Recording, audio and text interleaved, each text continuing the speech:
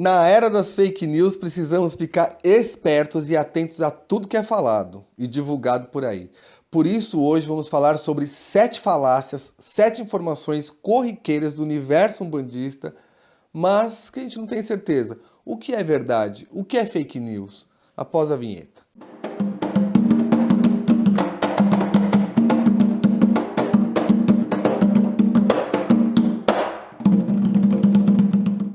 Olá, queridos amigos umbandistas e simpatizantes Saravá, sejam todos muito bem-vindos ao canal Firma Cabeça. Eu sou Fábio Caldeira e hoje vamos conversar um pouco sobre as verdades e mentiras que pairam aí sobre a Umbanda, que está no imaginário coletivo, né? Antes de mais nada, eu peço que você se inscreva no canal. Não era isso.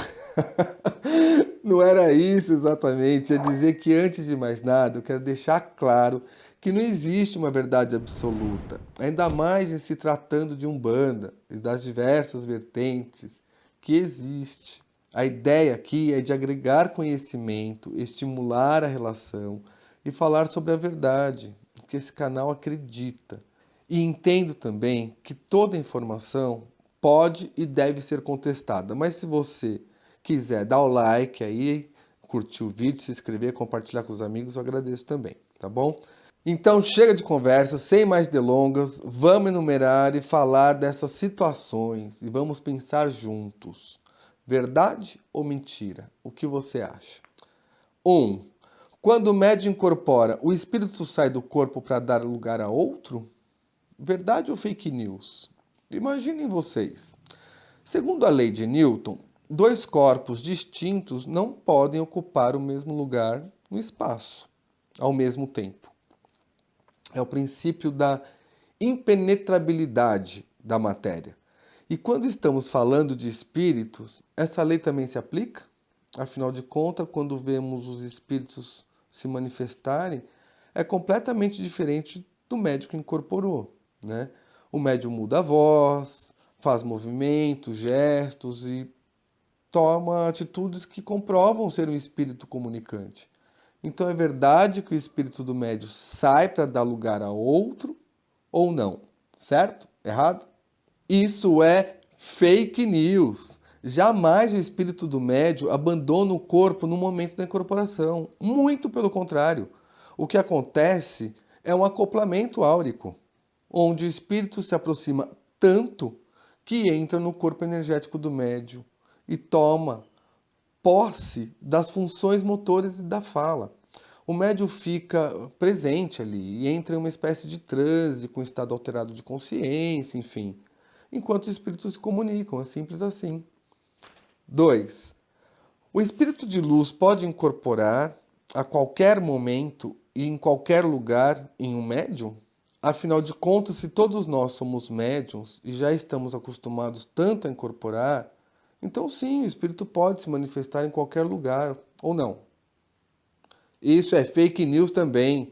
Logicamente que eu estou falando da incorporação sadia, de espíritos comunicantes que se manifestam na Umbanda a fim de ajudar e de ser ajudado. Então, é fake news. Não pode, não tem permissão para isso. Imagine você estar em uma reunião de trabalho e começa a falar oxe, oxe, oxe, oxe, oxe, ou pedir um cachimbo e começa a falar sobre a vida do povo que está ali. Não, gente, definitivamente a espiritualidade respeita e muito o momento de entrega do médium, o momento certo para o trabalho espiritual ser realizado, sem que a manifestação traga problemas pessoais para o médium.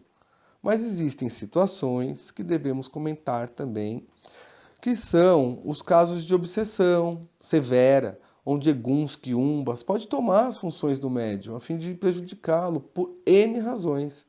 Isso é bastante comum, principalmente para quem tem mediunidade aflorada, que não busca nenhuma maneira de trabalhar, de se equilibrar, e pior, quando a pessoa prefere viver em baixo padrão vibratório e em ambientes pesados. Mas tem ainda a situação do médium que tem mediunidade tão aflorada, que fica difícil controlar.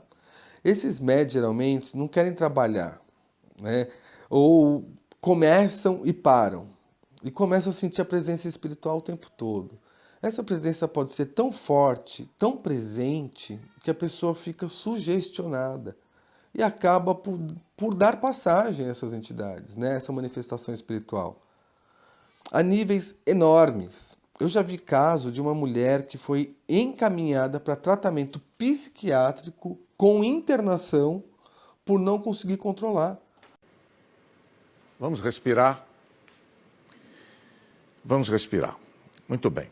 A própria cabeça e a presença forte espiritual.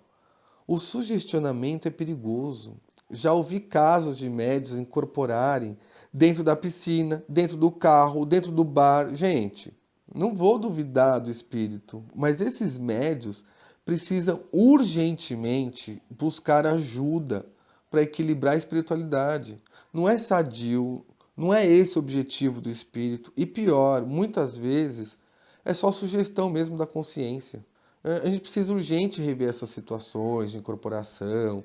É dentro do terreiro que se pratica a caridade e se confirma a espiritualidade e confirma a continuidade da vida. 3. Pode uma pessoa praticar o mal sob influência de espíritos? Acho que podemos começar pensando. Os espíritos, quando se manifestam, só praticam o bem? Ou só existem espíritos bons dentro dos terreiros de Umbanda? Ou pode um médium receber um espírito através da incorporação e praticar o mal, manipulando energias, a fim de interferir no livre-arbítrio de outra pessoa? Pode isso? Sim ou não? Verdade. Pode. Pode tanto quanto pode praticar o bem. Eles podem fazer o mal. Podem fazer mirongas para interferir na vida dos outros. Geralmente isso acontece conforme a índole do próprio médium, visto que os espíritos são afins, ou seja, os espíritos que se manifestam através do médium têm vibração energética afim, parecida. E se a índole do médium não for ilibada, não tiver senso de bondade, dignidade, podem sim.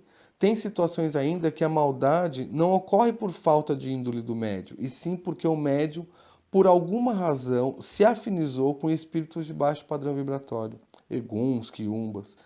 E esses se aproveitam para influenciar o médium na realização da maldade, que o médium nem mesmo no seu pior momento de raiva teria coragem de fazer. Isso não é tão comum, mas pode acontecer sim. Mas isso pode ser evitado. E para evitar, busque estar equilibrado sempre e aumente seu padrão vibratório sempre. E busque se sintonizar com vibrações de espíritos superiores sempre, através dos banhos de ervas, das práticas de terreiro, da caridade, da firmeza do anjo de guarda. E sem vacilos. Se policie seus pensamentos, os lugares que frequenta, orai e vigiai. Lembre-se, você tem livre-arbítrio e é o único responsável pelas companhias que atrai, tanto carnais quanto espirituais. 4. Todos somos médiums? Ah, imagina, né? Se fosse assim, todos os seres humanos deveriam ser umbandistas, candomblecistas ou kardecistas. Afinal de contas, são só essas religiões que admitem a mediunidade, não é? Mas lógico que não. Você já imaginou uma irmã da igreja, seja lá qual for, mundial do Brasil, do globo, do estado, do bairro, ser médium? Ah, jamais, né? Imagina o budista lá meditando, ele não é médium. Médium é só quem incorpora ou psicografa. É verdade ou mentira essa afirmação? É verdade. Sabe por que é verdade? Não a afirmação de que a irmã lá, que o budista lá vai incorporar, mas a verdade de que todo mundo é médium. Todos somos médium, sim. E digo isso com convicção, sem pestanejar, porque ser médium é ser o meio entre os dois planos, material e espiritual. E é uma grande ferramenta para os encarnados evoluírem e não se perderem enquanto encarnados. E a irmã lá da Igreja Global? Ela não incorpora, como que ela é médium? Gente, existem várias faculdades mediúnicas. Alguns são médios de incorporação, outros são de intuição. O de incorporação é o que a gente mais está acostumado a ver dentro dos terreiros. Existem os videntes, os audientes, de efeitos físicos, de psicofonia, de psicografia. E aquela irmã lá da igreja é médium também. Se ela te falar para levar o guarda-chuva ou uma blusa de frio quando sair de casa, leve. Mas mais do que isso, se ela falar não faça, não faça mesmo. Porque isso se chama mediunidade sensitiva. Todos somos em maior ou menor grau e com diferentes níveis de sensibilidade. Mas sim, com certeza todos somos médiuns. 5. O médium, quando está incorporado, sabe tudo o que está acontecendo e o que a pessoa está falando com a entidade? Obviamente que não, né? Como que eu vou confiar num guia que o médium ouve tudo o que eu estou falando? E se o médium está sabendo tudo que eu estou falando e tudo que está acontecendo, então não é um guia que está ali falando comigo. Estou fora, não quero saber disso não. Só acredito se o médium não ouvir nada, até porque depois dos trabalhos o médium parece que teve amnésia, né?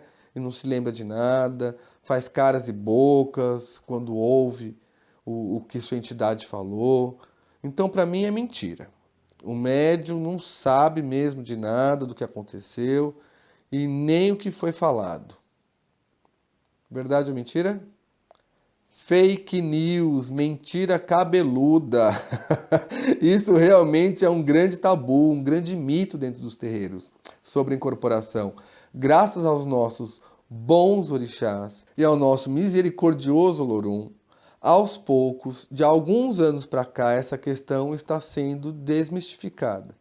E a incorporação já não é mais entendida como uma tomada completa de consciência. Hoje já se ouve falar mais sobre isso, sobre o médium semiconsciente, o médium consciente, mas ainda tem uma grande resistência por parte de muitos médios que preferem falar que é completamente inconsciente, a fim de obter, acho que, mais credibilidade, mais respeito, se isentar de qualquer responsabilidade.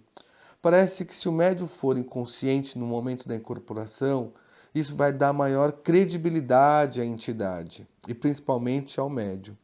Porque os médiuns inconscientes, de fato, hoje, são raros. É como o médium vidente. Meu Deus, como tem médium vidente? Só se vê o que quer, né? Esses médios só vê o que eles querem. Deus é mais. Vamos compreender que o médium é corresponsável pela incorporação, é 50-50, ali, ó, 50-50 para cada. Senão seria muito fácil o médium.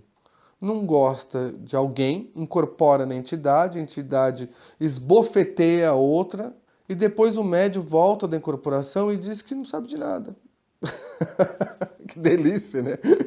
Ainda faz caras e bocas de espanto. Nossa, bateu, fala sério, meu Deus. Gente, quer enganar quem? A mediunidade consciente é mais difícil do que a inconsciente. No meu ponto de vista, é. Porque o médium ele precisa ser muito mais responsável. Pensa sobre isso. E aqui no canal tem vídeo falando sobre isso. 7. É verdade que a pessoa que entra para trabalhar na Umbanda não pode mais sair porque atrasa a vida dela? É um caminho sem volta? É sim. Imagina se você fez um pacto com o diabo, agora como que você vai desfazer? Lógico que não dá, né? E lógico que não, isso é a maior fake news que existe, que se fala sobre a Umbanda, que eu já vi. Ah, mas a Umbanda é um caminho sem volta. Eu concordo com essa frase. Inclusive, eu já fiz um vídeo aqui no canal só falando sobre isso. Vale a pena conferir, mas aqui vai um resumão. Olha, nem tanto céu, nem tanto terra. Quando as pessoas falam que ser médium de Umbanda é um caminho sem volta, que vai atrasar a vida da criatura porque ela decidiu ser da religião, eu fico pensando, de onde esse ser humano tirou essa informação?